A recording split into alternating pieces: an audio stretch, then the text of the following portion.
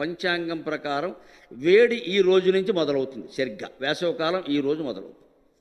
చలికాలం ఎప్పుడు మొదలవుతుందో, వేసవకాలం ఎప్పుడు మొదలవుతుందో మన పురాణాల్లో కాశీఖండంలో శ్రీనాథుడు చాలా స్పష్టంగా చెప్పాడు.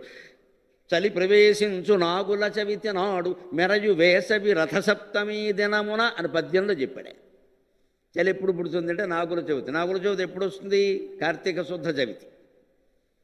దీపావళి వచ్చింది అంటే నాగుల చవితి వచ్చినట్లు లెక్క. అక్కడి నుంచి చలందుకుంటుంది. ఇంకా నవంబర్, డిసెంబర్, జనవరి ఊపేస్తుంది. ఇక ఫిబ్రవరి వస్తుంటే మాఘమాసం వస్తుంది. ఈ మాఘశుద్ధ సప్తమి ఉంది, ఇది రథసప్తమి. అందుకని వేసవకాలం ఎప్పుడు మొదలవుతుందంటే మెరయు వేసవి రథసప్తమి దినమున అని స్పష్టంగా చెప్పారండి. తేదీ వేసినట్టుగా. ఇంగ్లీషు వాళ్ళు తేదీలు వేయడం కదా, మన వాళ్ళు వేశారు. నాగుల చవితి నాడు చలి మొదలవుతుందయా, రథసప్తమి నాడు వేసవి మొదలవుతుంది. ఏమిటి రథసప్తమి ప్రత్యేకత అంటే సూర్యుడు పుట్టినరోజు. సూర్యుడికి పుట్టినరోజు ఏమిటండి? ఎప్పుడు ఉంటాడు. కానీ సృష్టి ప్రారంభంలో ఉన్నది సూర్యుడు ఒక్కడే. ఆ సూర్యోదయం, మొట్టమొదటి సూర్యోదయం ఈ రోజున జరిగింది. అందుకని సూర్యరథాన్ని ఆరాధించడమే ఈరోజు ప్రత్యేకత. రథసప్తమి అంట. పైగా ఈరోజు ఇంకో విశేషం ఉంది. రథసప్తమి ఏ రోజునైనా రావచ్చు. ఇవాళ ఆదివారం వచ్చింది, ఆదిత్యునికి ఇష్టమైన వారం. ఏదో ఇంగ్లీషు వాళ్ళ ప్రకారం తేదీ, మన ప్రకారం తిథి ఒక్కోసారి కలుస్తూ ఉంటాయి అనుకోకుండా. అప్పుడు మనం ఏమనుకుంటాం? తేదీ తిథి రెండు కలిసి అనుకుంటాం. అలాగే రథసప్తమి రోజున సప్తమి ఉండడం ఎలాగో ఉంటుంది, కానీ ఆదివారం కూడా అవడం ఉంది. అది విశేషం. ఈ ఆదివారం నాడు రథసప్తమి, సూర్యోదయం, సూర్యుడు పుట్టినరోజు అనడం శాస్త్రీయం. అది నమ్మకం కాదు. నమ్మకాల మీద ఆధారపడి జ్యోతిష్ శాస్త్రం ఉండదండి. అది పక్కా శాస్త్రం. పైగా దీనికి ఆదివారం అనే పేరు ఎందుకు వచ్చింది? ఈరోజు సూర్యోదయ సమయంలో ఉండే హోరని ఆదిత్య హోర అంటారు. ఆదిత్య హోర. హోర అంటే 60 నిమిషాలు. హోర అంటే 60 నిమిషాలు. మన వాళ్ళు పగలు రాత్రి రెండూ కలిపి దాన్ని 24 భాగాలు చేశారు. ఒక్కొక్క భాగం 24 గంటలని ఇంగ్లీష్ వాడు అన్నాడు. అంతకంటే మన వాళ్ళు 24 భాగాలు చేశారు. వాడికంటే చాలా ముందే చేశారు. దానికి కారణం హోర. సరిగ్గా 24 హోరలుగా విభజించారు. హోరా, మీరు ఆ మాట గమనించండి. ఇంగ్లీషులో వాడు ఏమన్నాడంటే మన కాపీ కొట్టాడు సన్నాసి. HOUR అన్నాడు. అది ఇది ఒకటే. ఎప్పుడు సంస్కృతం వచ్చిందో, ఎప్పుడు ఇంగ్లీష్ వచ్చిందో ఆ పిల్లాడికి కూడా తెలుసు. అందరూ చెప్తారు. ఇక్కడ మీరు నమ్మక్కలేదు. ఇక్కడ 8,000 ఏళ్ల క్రితం ఉంది సంస్కృతం. ఇంగ్లీష్ వాడు ఎప్పుడు వచ్చాడు? అవర ముఖ్యమా, హోర ముఖ్యమా? మన కాపీ కొట్టాడు సన్నాసి. హోర అంటేనేమో హిందూ మతమా, జాతకమా. అవర్ అంటేనేమో సైన్సా. మన అజ్ఞానానికి నమస్కారం. భాషను బట్టి ఉంటుందా? ఈ హోరనే పలకలేక HOUR అవా అన్నాడు వాడు. అది ఏమిటో అర్థమే కాదు. అది సైలెంట్. అప్పుడు బతికే సైలెంటు. భాషలో సగం అక్షరాలు సైలెంటు, ఇంగ్లీష్ వాడు వైలెంటు. మొత్తం దేశాలన్నీ దోచుకున్నాడు. సైలెంట్ అట.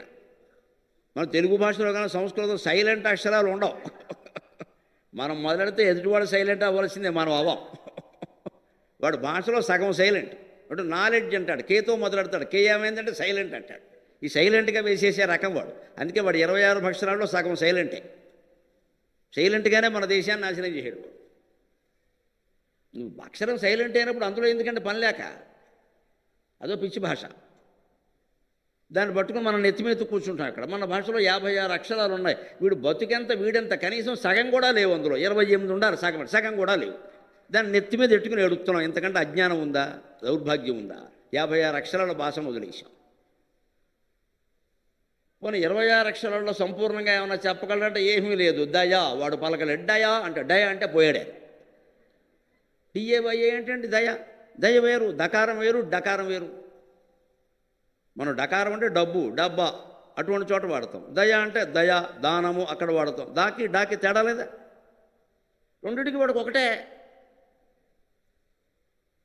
కనీసం పూర్తి భావవ్యక్తీకరణ చేయడానికి కూడా అవకాశం లేని భాషలో లక్షలు ఖర్చు పెట్టి మన పిల్లలను చదివిస్తున్నామంటే ఎంత మోసపోతున్నామో ఆలోచించండి అమ్మా. ఎంత మోసపోతున్నామో ఆలోచించండి. ఎన్నేళ్లు వెనక్కి వెళ్ళిపోయాం. మళ్ళీ విశ్వగురువు అయ్యే అవకాశం ఉందా? ఇంగ్లీషుని ఈ దేశం నుంచి పారద్రోలితే తప్ప మనం విశ్వగురువు కాలేవండి. మనం ప్రశాంతంగా ఉండలేవండి. ఎంత అభివృద్ధి అయినా సరే వెళ్ళిపోవలసిందే. మళ్ళీ మన భాషలు మనకి రావలసిందే. మాతృభాష తెలుగు ఉంది, దాన్ని మించింది సంస్కృతం ఉంది. మనకి ఇంకో భాషతో పని ఏమిటండి అసలు? ఈ రెండు చాలా ప్రధానం అవ్వాలి మన జీవితంలో. అప్పుడు బతుకు అర్థమవుతుంది తెలుగు వల్ల, దివ్యత్వం కూడా అర్థమవుతుంది సంస్కృతంలో. సంస్కృతాన్ని దేవభాష అంటారంటే దేవుడు నీకు అర్థం కావాలంటే సంస్కృతం నేర్చుకోవాలి, తప్పదు. ఒక తెలుగుతో కుదరదు. ఏ ప్రాంతీయ భాష పూర్తిగా దేవుని గురించి చెప్పలేదు, సంస్కృతం చెబుతుంది. వేదం అందులో ఉంది, దేవుడి గురించి చెప్పిన మొదటి గ్రంథం వేదం, అది సంస్కృతంలో ఉంది, నువ్వు నేర్చుకోవాలి. అందుకే బాబాగారి యొక్క గొప్పతనం గమనించండి. ఈవేళ నేను వస్తుంటే ఏ కులమో తెలియదు, ఏ ప్రాంతమో తెలియదు, ఏ మతమో తెలియదు, ఎంతమంది వేదఘోషతో నాకు స్వాగతం పలికారండి, ఎంతమంది వేదఘోషతో పలికారు. ఆ మహానుభావుడు అక్కడ వేద పాఠశాలలు పెట్టి కులభేదం లేకుండా వేదం నేర్పించాడు. అది సంఘ సంస్కరణ అంటే, అది సంఘ సంస్కరణ. ఇవాళ అందరూ ఆడపిల్లలు మగపిల్లలు అలా చదువుతూ వస్తుంటే నాకు పరమానందం అయిపోయింది, కళ్ళల్లో నీళ్ళు వచ్చాయి. నిజంగా ఏమి సంస్కృతి మళ్ళీ చూస్తున్నాం, బాబాగారి దయ. అపూర్వమైన విద్య, అది ఒక్కడి సొత్తు కాదండి. వేదం అనేది మాం కళ్యాణీమావదాని జనేభ్యక బ్రహ్మరాజన్యాభ్యాం శూద్రాయ చ ఆర్యాయ చ స్వాయ చ అరణాయ. వేదమే చెప్పింది, నన్ను చదవడానికి, నన్ను నేర్చుకోవడానికి అందరికీ అధికారం ఉంది, స్త్రీలు సహా అన్ని కులాల వారికి ఉందని వేదమే చెప్పింది.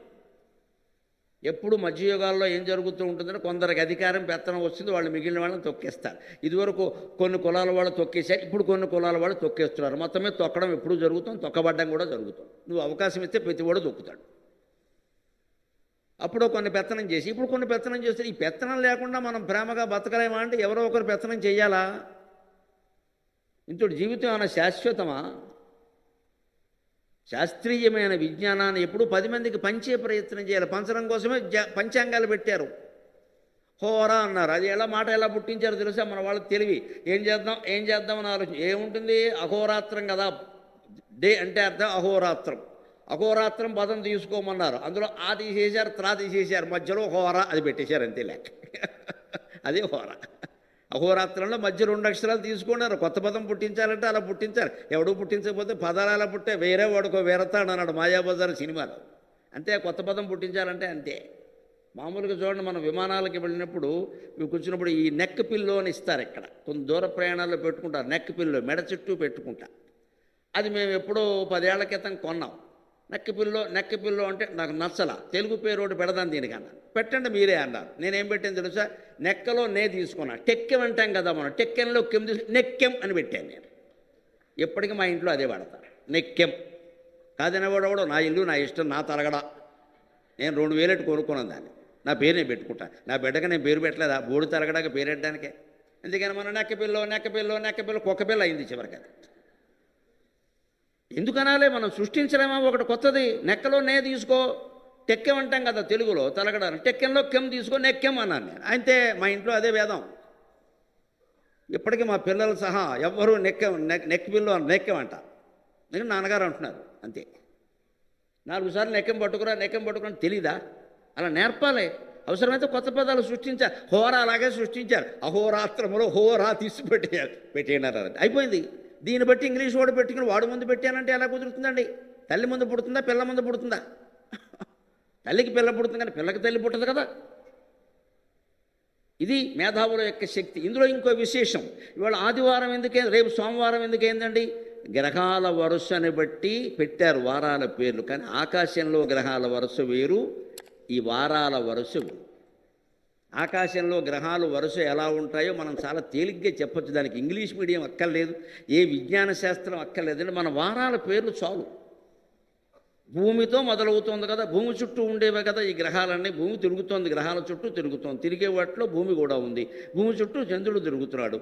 అందుకని సరిగ్గా ఏ గ్రహాలు ఎంత దూరంలో ఉన్నాయో పక్కా లెక్క వారాల పేర్లు వస్తే తెలిసిపోతుంది. చోట భూమి ఉంది, సోమవారంతో మొదలెట్టండి. మనకి అతి దగ్గరగా ఉన్న గ్రహం చంద్రుడు, అందుకే దాని పేరు సోమవారం. తర్వాత అతి దగ్గరగా ఎవరున్నారు, ఒక్కో గ్రహం ఒక్కో వారం వదిలేస్తూ ఉంటే తెలుస్తుంది ఆ లెక్క. మంగళవారం వదిలేని తర్వాత బుధవారం ఉంది. చంద్రుడు తర్వాత మనకి దగ్గరగా ఉన్నవాడు బుధుడు. పక్కా లెక్కది, జ్యోతిష్శాస్త్రం చెప్పింది, నాసా వాళ్ళు అంగీకరించిన విషయం.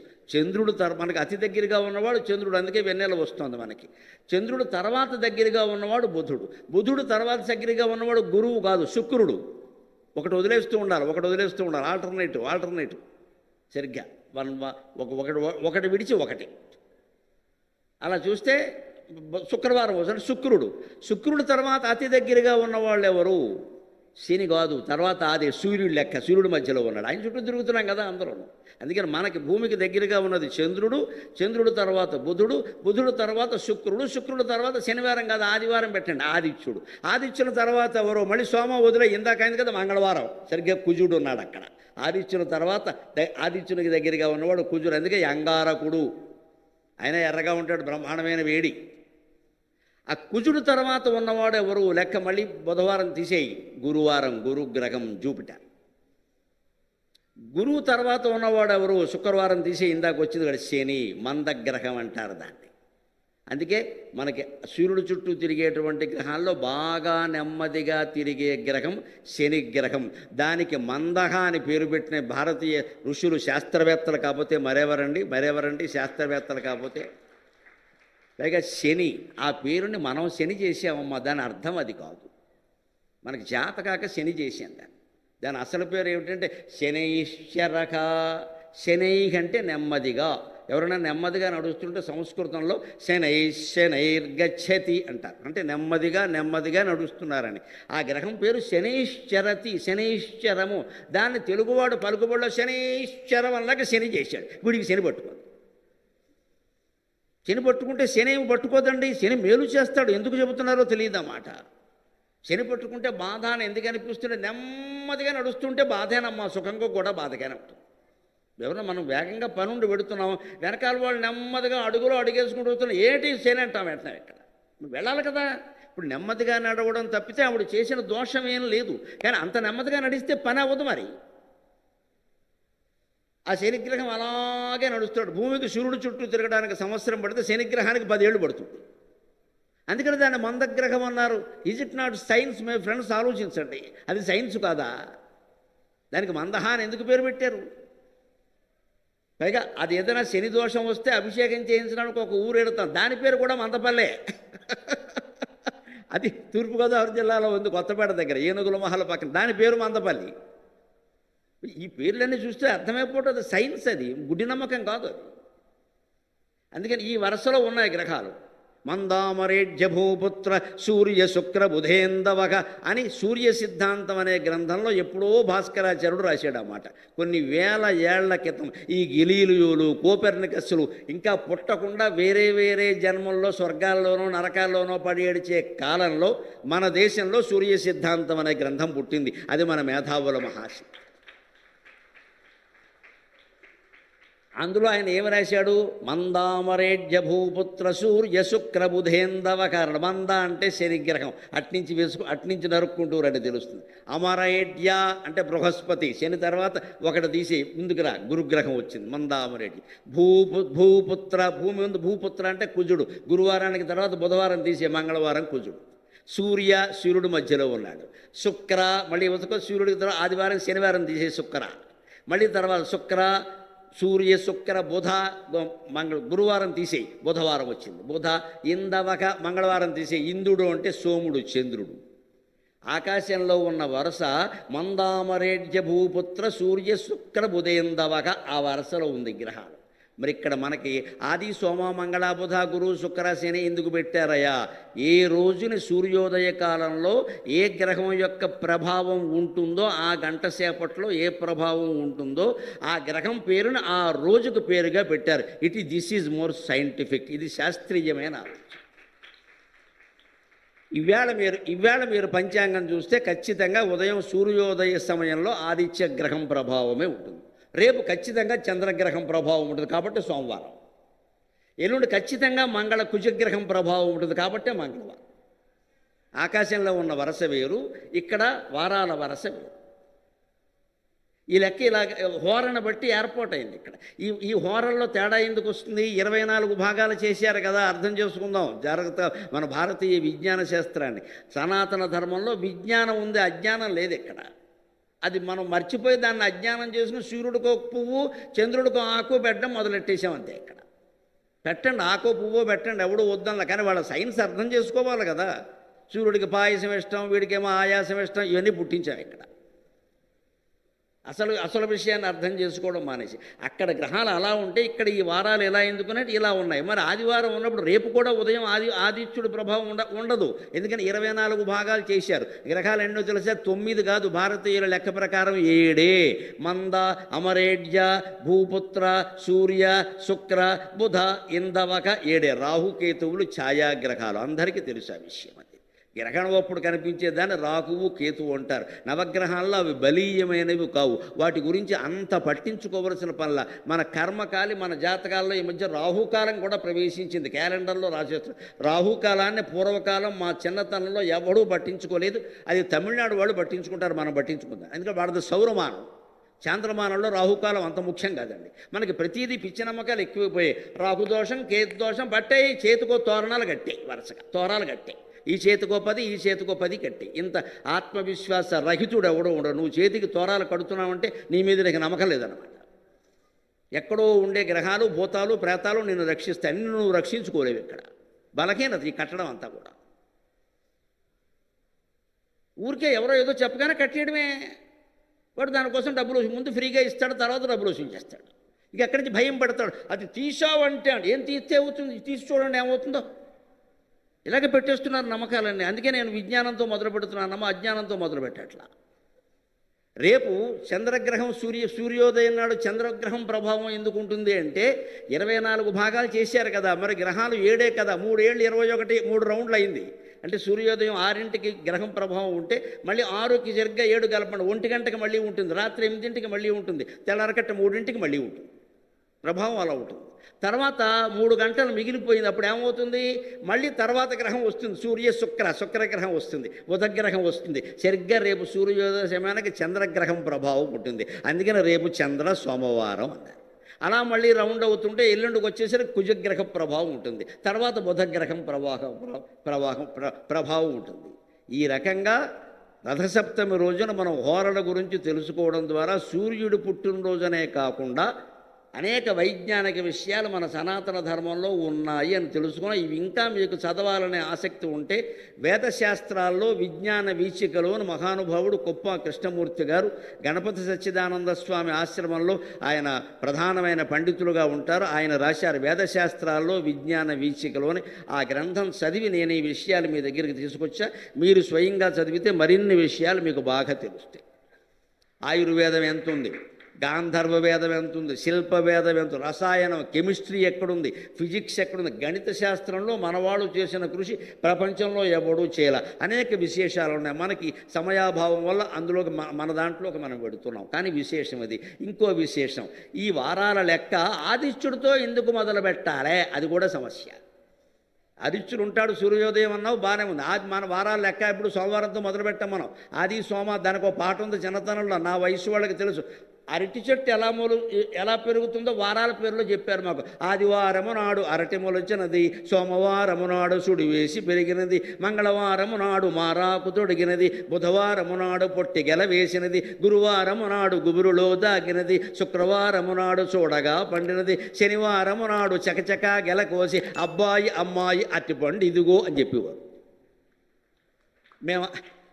మేము ఆ పాట ఎందుకు నేర్చుకున్నాం? అట్టిపండు కోసం నేర్చుకున్నాం. మాకేం తెలుసు? అట్టిపండు, అబ్బాయి అమ్మాయి అట్టిపండు ఇదిగో అని మా మాస్టర్ 30 మందికి 30 అట్టిపండు పంచిపెట్టేవాడు పాపం, సొంత జీతం నుంచి. పిల్లలకి అట్టిపండు అని చెప్పని చూపించాలి కదా. అట్టిపండు కోసం పాట నేర్చుకునేవాళ్ళం. అట్టిపండుతో పాటుగా మాకు పాట వచ్చింది, వారాలు వచ్చాయి. అది కాదమ్మా, సృష్టి సూర్యునితో మొదలైంది. అది బిగ్ బ్యాంగ్ థియరీ ప్రకారం నాసా వాళ్ళు కూడా అంగీకరించిన విషయం. సూర్యునిలో జరిగిన ఒక బిగ్ బ్యాంగ్, పెద్ద విస్ఫోటనమే సృష్టికి మూలం అని అంగీకరించారు. ఇప్పుడు వీడెవడండి అంగీకరించడానికి, లొంగీకరించడానికి?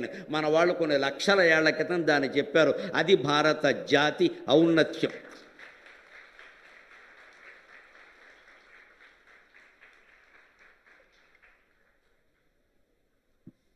అందుకని ఆ సూర్యునికి నమస్కారం చేసి దాని ద్వారానే మనం జీవిత పాఠాలు ఏం నేర్చుకోవాలో నేర్చుకుందాం. నమస్కారంలో కూడా ఆ నమస్కారం నేను చేసింది చెప్పను మహానుభావుడు. మళ్ళీ అటువంటి మనిషి పుట్టడం కష్టం.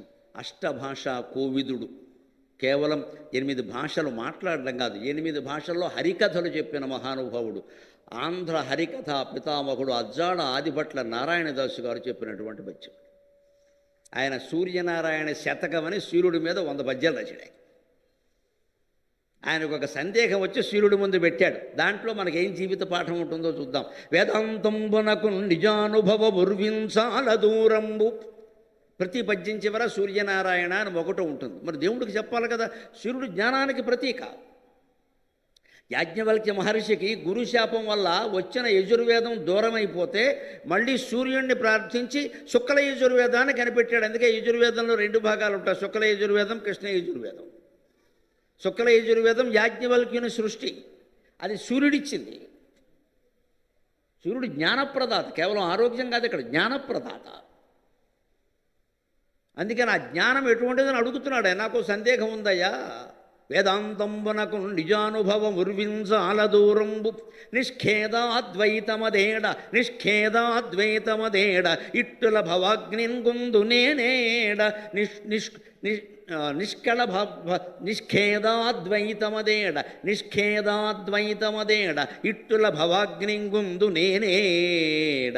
ఈ భేద జ్ఞానము దేహముండు వరకున్ పీడించడిన్నన్ను, ఈ భేద జ్ఞానము దేహముండు వరకున్ పీడించడిన్నన్ను, ఈ భేద జ్ఞానము దేహముండు వరకున్ పీడించడిన్నన్ను. ఇంకే దారిన్ సుఖింపజేసెదవో తండ్రి, ఇంకే దారిన్ సుఖింపజేసెదవో తండ్రి సూర్యనారాయణ. ఎలాంటి 100 పద్యాలు రాశాడండి మహానుభావుడే. ఆదిభట్ల నారాయణ దాస్ గారంటే సింహం లాంటి మనిషి. మరి పక్కా ఇంకా ధైర్యం అంటే ధైర్యమే. ఆయన కాకినాడ సూర్యకళామందిరంలోకి వచ్చి ఆ పక్కన, అప్పుడు సూర్యకళామందిరం కూడా ఉందో లేదో, ఆ పక్క నుండి హరికథ మొదలుపెట్టి శంభో అనేవట. కాకినాడలో ఉండే జనాభాలో 1,00,000 మంది అక్కడే ఉండేవారు, మైకులు లేని రోజుల్లో. శంభో అంటే కైలాసానికి వినపడేది ఆ పిలుపు, శివుడు రావాల్సిందే. ఆయన హరికథ అంత గొప్పగా ఉండదు. అంతేకాదు, ఒకసారి వానలు లేనప్పుడు ఆయన్ని ఏమంటే వానలు వచ్చేలా హరికథ చెప్పండి అన్నట్ట. విరాట పర్వం చెబుతాను రా వానలు వస్తాయన్నట్ట పెట్టారు. పెట్టేటప్పుడు ఆయన సవాల్ చేశాడండి. ఇగో ఎందుకైనా మంచిది కాదు, తెచ్చుకోండి, లేకపోతే ఇబ్బంది పడతారు, గొడుగులు తెచ్చుకోరని వెళ్ళేటప్పుడు వాన కురుస్తున్నాడు. ఆయన మీద ఆయనకు అంత నమ్మకం ఉందండి. ఎండాకాలం ముగుస్తూ ఉంటే ఆషాఢ మాసం వచ్చినా వర్షాలు రాకపోతే కాకినాడలో ఆయన ఆషాఢ మాసంలో హరికథ చెప్పి వర్షం కురుస్తుంది, నేను చెబుతున్నా గొడుగులు వేసుకుని రండి, లేకపోతే వెళ్ళేటప్పుడు ఇబ్బంది పడతారన్నాడు. మొత్తం ఆయన హరికథ చెప్పి పవమాన అసుతుడు భట్టు పాదార విందములకు నీ నామారూపములకు నిత్యజేయ మంగళం అని మంగళం పడేసరికి మొత్తేసింది వాన. మొత్తం గొడుగులు ఉన్నవాళ్ళు సేఫ్, మిగిలిన వాళ్ళు తడిసిపోయారు. ఆయన వాక్కు అంతెందుకు నిజమైందండి. ఆయన దేవీ ఉపాసకుడు, అమ్మవారి ఉపాసన, దేవీ ఉపాసన ఉన్న వాళ్ళ వాక్కు నిజం అవుతుంది. వాక్ శుద్ధి ఉంటే వాక్ సిద్ధి ఉంటుంది. మనం ఎప్పుడూ అబద్ధాలు ఆడకుండా ఉంటే వాక్ శుద్ధి ఉంటుంది. వాక్ శుద్ధి ఉండి దేవతార్చన కూడా చేస్తే, నిరంతరం ఏదో ఒక భగవన్నామాన్ని మనస్సులో స్మరిస్తూ ఉంటే వాక్ సిద్ధి కూడా ఉంటుంది. ఎందుకంటే ఇంతవరకు మనం ఏది అయిందో అదే అన్నాం, అబద్ధాలు ఆడలేదు. కాబట్టి అమ్మవారు ఏం చేస్తుందంటే, ఇంతవరకు నువ్వు ఏది అయిందో అదే అన్నావు కదరా, ఇక నుంచి నువ్వు ఏదంటే అది అయ్యేలానే చేస్తానుకుంది. అది భగవల్లీల, అది భగవల్లీల. అందుకని ఆయన సవాల్ చేశాడు, గొడుగులు తెచ్చుకోండి అని. గొడుగులు వేసుకుని వెళ్ళారు అందరూ. గొడుగులు లేనివాడు అందరూ ఏంటో హరిదాస్ గారి మాట తేలిగ్గా తీసుకుని, తేలిగ్గా తీసుకుంటే అలాగే ఉంటుంది. అంత సవాల్ చేసిన మహానుభావుడు వేస్తున్న ప్రశ్నండి అద్వైతులు కూడా జవాబు చెప్పడం కష్టమే. వేదాంతమునకు నిజానుభవం ఉర్వించాల దూరంబు. మాబోటి వాళ్ళు స్వామీజీలు, పీఠాధిపతులు గొప్ప వేదాంతాన్ని మీకు అందరికీ బోధిస్తారు, కానీ నిజానుభవం దానికి దూరంగా ఉంటుందండి. చెప్పలేం మనం. వేదాంతాన్ని అనుష్ఠానంలో పెట్టడం చాలా కష్టం. ఒక క్రతువు చేయొచ్చు, యజ్ఞం చేయొచ్చు, పూజ చేయొచ్చు, నోము చేయొచ్చు, వ్రతం చేయొచ్చు, ఉపవాసం ఉండొచ్చు, తీర్థయాత్రలు చేయొచ్చు, కానీ జీవో బ్రహ్మైవనా అపరగ, జీవుడు దేవుడు ఒక్కడే అనేదాన్ని అనుభవపూర్వకంగా గ్రహించడం చాలా కష్టం అండి, చాలా కష్టం. అందుకే దాసుగారు ఏమంటున్నారు అంటే, వేదాంతంబునకు నిజానుభవం ఉర్వించాల దూరంబు. వేదాంత శాస్త్రాల్లో చాలా గొప్ప విషయాలు ఉన్నాయా, కానీ మా జీవితానుభవంలోకి రావట్లేదవి, చాలా దూరంగా ఉన్నాయి, అందువల్ల అన్వయం చేసుకోలేకపోతున్నాం. ఊరికే వేదాంతం చదువుకుంటున్నామంటే దాన్ని అప్లై చేద్దామంటే కుదరడం లేదు. ఇక్కడ వ్యవహారాలు వేరుగా ఉన్నాయి. ఎందుకంటే వేదాంతం చెప్తూ ఇంట్లో కూర్చుంటే సంసారాలు నడవండి. ఇక్కడ సంసారాలు చూసుకోవాలి కదా. అందుకని కూర అయితే ఏమి, నార అయితే ఏమి అంటే ఏమీ లేని భోజనం పెడతారు ఇక్కడ. అందుకే కొంతమంది స్వాములు పూర్వం తెలివిగా మాట్లాడేవాట. అన్నమైతేనేమిరా మరి సున్నమైతేనేమిరా, వేదాంతం కదా. అన్నమైతేనేమిరా మరి సున్నమైతేనేమిరా, అందుకే ఈ పాడుబొట్టకు అన్నమే పెడదామురా అనేవాడు. సున్నం పెట్టచ్చుగా, అక్కడ మళ్ళీ లౌక్యం. వాడు సున్నం పెడతాడేమో అని. అన్నమైనా సున్నమైనా ఒకటే, ఈ పూటకి అన్నం బారేద్దాం. అదే దూరం అంటే. సున్నం పెడదాం తినమను. ఆ మహాయోగిత్వాన్ని సాధించడం చాలా కష్టం కదండి. అందుకని వేదాంతంబునకు నిజానుభవం మురిగిన చాలా దూరము. నిష్ఖేద అద్వైతమదేడ. మన జీవితంలో ఉండే సమస్త దుఃఖాలు పోవాలంటే ఒక్క పాఠం చాలండి, ఎక్కువ పాఠాల కల్లా. వేదాంత 2 మనలో శంకరాచార్య చెప్పిన మాట, బ్రహ్మ సత్యం జగన్మిథ్యా జీవో బ్రహ్మైవ నా పరక జీవన్ముక్తస్తు తద్విద్వాన్ ఇది వేదాంత డిండిమఖ. వేదాంతం అనే రణభేరి మోగుతుందయా, నీకు వినపడలేదా నాయన? బ్రహ్మ సత్యం, పరమాత్మ ఒక్కడే సత్యం. జగన్ మిథ్య, ఈ జగత్తంతా మిథ్య. అంటే లేదు అని కాదు, అజ్ఞానంలో పడద్దు. మిథ్య అంటే లేదని అర్థం కాదు, నాస్తి అంటే లేదని. మిథ్య అంటే నీకు ఉన్నట్టు కనబడుతోంది, కనబడుతున్నంతకాలం ఉంటుంది. నువ్వు జ్ఞానం పొందితే కనబడదు, ఇంక నీకు జగత్తులా ఉండదు, అదొక మిథ్యలా ఉంటుంది. ఎవ్వరూ వారి రూపంతో మనకు కనపడరు, అంతా పరమాత్మ రూపంతోనే కనపడతారు. అలా కనపడిన వారే సత్యసాయి, షిరిడీ సాయి, రమణ మహర్షి, అందరూ అంతే. వారు దర్శనం చేయగలిగారు కాబట్టి అందరినీ సమానంగా భావించాడు ఆయన. మనం ఎందుకు భావించలేకపోతున్నాం? కోళ్ళు ఒక రకంగా, కూతురు ఒక రకంగా, కొడుకు ఒక రకంగా, అల్లుడు ఒక రకంగా ఎందుకు కనపడుతున్నారు మనకి? మనం ఆ భేదభావాన్ని వదలలేకపోతున్నాం. కోడల వయస్సు ఎంత, కూతురు వయస్సు అంతే కదండి. మరి కూతురేమో అమెరికాలో ఉంటే, మా అమ్మాయి చాలా కష్టపడిపోతుంది, పని మనిషి కూడా లేదు. ఇక్కడ కోడలు అదే మాట అంటే, చేసుకోవద్దు ఏంటి, ఎవరు చేస్తారో, మేము చేయలా మా అత్తగారికి, నమశివాయ. అమ్మా, నీ కోడల వయస్సు కూతురు వయస్సు 2 ఒకటే కదా. మా అమ్మాయే అంతే. మళ్ళీ అందరం భక్తులమే, శంకరాచార్యకి పూజ చేస్తాం, బాబా గారికి పూజ చేస్తాం. అవకాశం ఇస్తే మాకు పోసేస్తారు అభిషేకాలు. ఇక్కడ మమ్మల్ని వదులుతారేటి? పాద పూజలు చేసి నెత్తిమే పోసేస్తారు జలుబు వచ్చేలాగా. పూజలు చేయడానికి అందరం రెడీ, ఏది గ్రహించమండి. పైగా చాలా కన్వీనియంట్లీ ఎస్కేపింగ్. మనం చాలా తెలివైన వాళ్ళం, మాకంటే మీరే తెలివైన వాళ్ళు. ఏమంటారంటే, ఆయన మహానుభావుడు, మన వల్ల అవుతాయి ఏటి. దీన్నే కన్వీనియంట్లీ ఎస్కేపింగ్ అంట. నీకు చేయడం ఇష్టం లేక, బద్ధకం ఒప్పుకోవడం ఇష్టం లేక, మన వల్ల అవుతాయి, ఖచ్చితంగా అవుతాయి చేస్తే. మనం చెయ్యం. ఎందుకంటే చేస్తే చాలా కోల్పోవాలి. ఆ కోల్పోవడం మనకి ఇష్టం లేదు. ఈ బంక, సంసారం అనే బంకంతా మన దగ్గరే ఉండాలి. అందులో 90 ఏళ్ళు వచ్చినా సరే మన పెత్తనం నడుస్తూ ఉండాలి. మన పెత్తనం పెళ్ళయింది, అత్తారింటికి వెళ్ళాం, పుట్టింటికి ఇంక తగ్గించేయాలి, పెత్తనం ఉండదు. మళ్ళీ తమ్ముడికి ఫోన్, మరదలను ఎలా ఉంచాలో వాడికి చెప్పాలి, నమశివాయ. అందుకే వాళ్ళు తెలివైన వాళ్ళు, కోడళ్ళు ఆడపడుచు మీద కూడా పెట్టేస్తున్నారు కేసు. లేదా ఆడపడుచుకు సంబంధం ఏముందండి? ఇప్పుడు తినగా ఉండదు. అమెరికా నుంచి ఫోన్ చేసి, అస్తమానం పుట్టింటికి పంపితే అదో రకంగా తయారవుతారా, పంపకు అని ఇప్పుడు ఫోన్ ఇక్కడ. మరి నీ మొగుడు సంగతి నీకేంటి ఇక్కడ? అది కుదరదు. తన మొగుడు తనని ప్రేమిస్తే అది ప్రేమ, తమ్ముడు మరదల్ని ప్రేమిస్తే బానిసత్వం. నమశివాయ. ఎక్కడుందండి లోపం? మనలో ఉంది. పరాయి మనిషి జీవితాంతం పరాయి మనిషి. ఇంకా సంసారాలు బాగుండవు. సమాజం ఎలా బాగుంటుందో? అన్ని సంసారాలు కలిపితేనే కదా సమాజం. ఈ ఆలోచన చేయాలి. అందుకే పాపం ఆయన అంటున్నాడు, ఈ భేదజ్ఞానము దేహముండు వరకును పీడించడి నన్ను. ఈ సంసారం అనే అగ్నిలో పడి కాలిపోతున్న నేనెక్కడా, ఆ అద్వైతం ఎక్కడా, బ్రహ్మసత్యం జగన్మిథ్య అనేది నాకు అర్థమవుతుందా? జీవే దేవుడే దేవుడు అనేది అర్థమవుతుందా? ఎలా అర్థమవుతుంది? మరి అర్థం కాకపోతే ఈ సంసారం అనే అగ్నిలో నేను ఇలా కాలిపోవలసిందేనా? కుంపట్లో పడిన వంకాయలాగా ఇలా కాలిపోవలసిందేనా? నా బతుకింతేనా? అందుకని ఇంకేదార్యన్ సుఖపెట్టజాలెదవు తండ్రి సూర్యనారాయణ. నన్ను ఏ దారిలో నడిపించి నువ్వు సరిగ్గా నాకు ఆ జ్ఞానాన్ని అందేలా చేస్తావయ్యా. Audio Jungle.